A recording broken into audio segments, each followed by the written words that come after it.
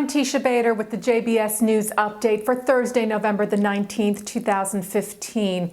We have two separate deadly terror attacks to report to you today. The most recent, a car ramming and shooting attack in the West Bank that occurred this afternoon where 3 people were killed. According to Israeli media, they are said to be an 18-year-old male who is reportedly an American tourist, a 50-year-old Israeli man, and a Palestinian bystander. At least 3 others were wounded in the incident, which occurred near the Jewish settlement of Alon Shvut in the Etzion block. Initial reports say a Palestinian opened fire from inside his vehicle at an Israeli vehicle and then crashed his car deliberately into oncoming traffic. Israeli security forces shot the terrorist, wounding him critically. Earlier today, 2 Israeli men were stabbed to death and 2 were severely wounded in southern Tel Aviv by a Palestinian terrorist who tried to enter a room used for prayer services in an office building. The suspect is said to be a 36-year-old from the West Bank village of Dura, near Hebron, with no previous record. He apparently worked at a nearby restaurant. Following the attack, the terrorist was subdued by civilians who held him until police arrived. Israeli media is reporting that U.S. Secretary of State John Kerry will visit Israel next week, which would be the first time in over a year. Israeli news outlets are reporting that Kerry will arrive in Israel on Monday or Tuesday and meet with Israeli Prime Minister Benjamin Netanyahu and with Palestinian Authority President Mahmoud Abbas.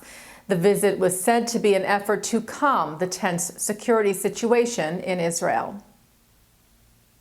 A Jewish man in Marseille was attacked yesterday by 3 men said to be Islamic State supporters. 57-year-old Zion Saadon is a teacher at a Jewish school in the city. He was reportedly approached by the men on scooters who asked him if he was Jewish and then started stabbing him and shouting anti-Semitic slurs. One of the men was wearing a T-shirt with ISIS symbols. Another of the men showed Saadon a cell phone photo of Muhammad Merah, the Toulouse shooter who murdered 3 children and a rabbi at a Jewish school in the city in 2012. The attackers fled when a car approached. Saadon's injuries were not said to be life-threatening. CEO of the Anti-Defamation League, Jonathan Greenblatt, said anti-Semitism is a core tenet of Islamic extremism ideology, so attacks on Jews by ISIS sympathizers should come as no surprise. He said following Friday's horrific attacks in Paris by ISIS, the French Jewish community has been on high alert, and we are alarmed and saddened by this stabbing. Yesterday, diplomats, elected officials, interfaith and community leaders gathered to express solidarity with France at the New York headquarters of the American Jewish Committee. AJC President Stanley Bergman told the crowd that the terror attacks in Paris were attacks on all of humanity and the universal values we share.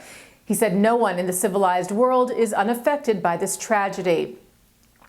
French Consul General Bertrand Larthollerie expressed his gratitude for the support at the gathering. He said France is battered and bruised, but our people will never bow in the face of cruelty. Israel's Consul General Ambassador Ido Aharoni, who was also present, said that terrorism is not going to defeat France, just as it has not defeated Israel. He added that Muslims themselves are the #1 victim of radical Islam. And staying with the AJC, the committee praised the U.S. Senate for unanimously adopting the Hezbollah International Financing Prevention Act. The bill was strongly supported by the AJC. It calls on the president to determine if Hezbollah meets the criteria to be designated as a significant foreign narcotics trafficker and a transnational criminal organization.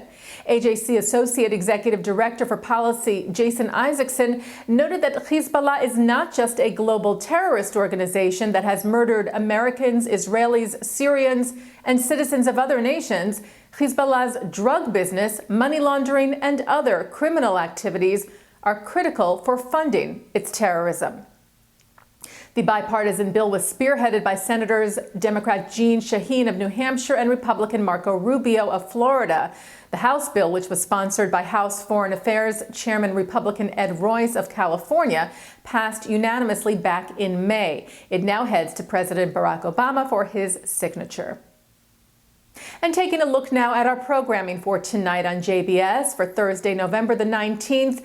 At 8 o'clock, Rabbi David Aaron, founder and dean of Israelites, speaks on joy and Judaism at the Lincoln Square Synagogue in New York City. At 9, Mark Golub sits down with the university chaplain of NYU and rabbi of the Bronfman Center for Jewish Student Life at NYU, Yehuda Sarda, on L'chaim. And at 10, an ISGAP program on defeating anti-Semitism.